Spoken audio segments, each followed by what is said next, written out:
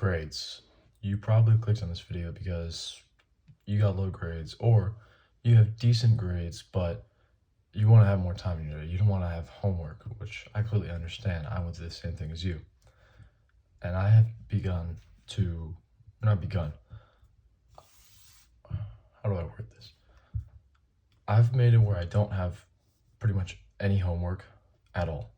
You do have to sacrifice a couple things that are quite stimulating, but you won't have any homework, which means you can have more time at home than if you want to do those stimulating things, which are terrible for you anyways, but you can do them. So my first point is you need to be more alert at school to understand the thing. You'll be able to focus more, stuff like that. So my first point for being alert is waking up a little earlier. So if you wake up early, I've found that you're going to be much more alert throughout the day. And even if you get a little more tired towards the end of the day, like after your lunch period or whatever, that's okay. And then my second point is cold showers. It doesn't even have to be for like 5 minutes, because most cold showers, like I know for mine, doesn't even last that long. But for cold showers, I get in, turn to cold, and I stand there, take it in, and you'll get a big dopamine hit, and you'll wake up super fast. I like to describe it as 300 milligrams of caffeine in 2 seconds. But you're gonna feel like you have much more constant energy throughout the day. And you want that to really understand what you're working on. And then caffeine, I have to go find the book again. It's like called Caffeine Blues or something. I'll talk about caffeine in another video, but just know that caffeine I would only do on the weekends.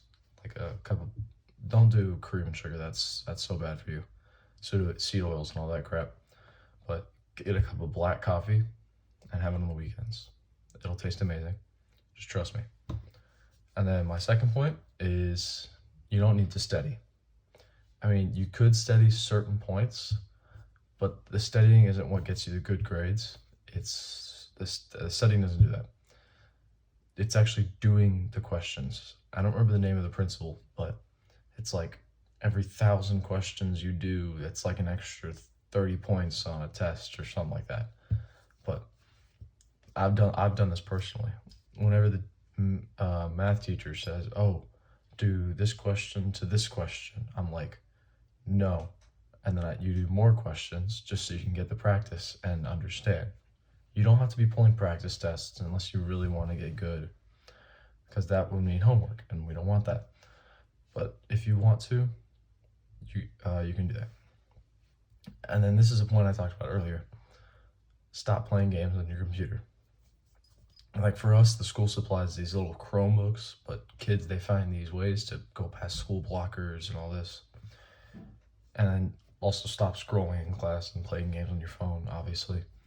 But you need to either pay attention to what the teacher's teaching so you can get it done super fast, or you can do my last point, which is oftentimes you can self-teach yourself much faster than what the teacher can teach. Like I know in my geometry class, my teacher teaches really slow. So you can we can go to like Khan Academy. I'm sure some of you have heard of that. And then Khan Academy has almost everything you need. You just type in what you're looking for. It'll teach it to you in 10 minutes, and then you can do the entire worksheet. It's so much faster, and then you can have more time when you get home to ideally do more self-improvement habits instead of scrolling, doing more stimulating stuff.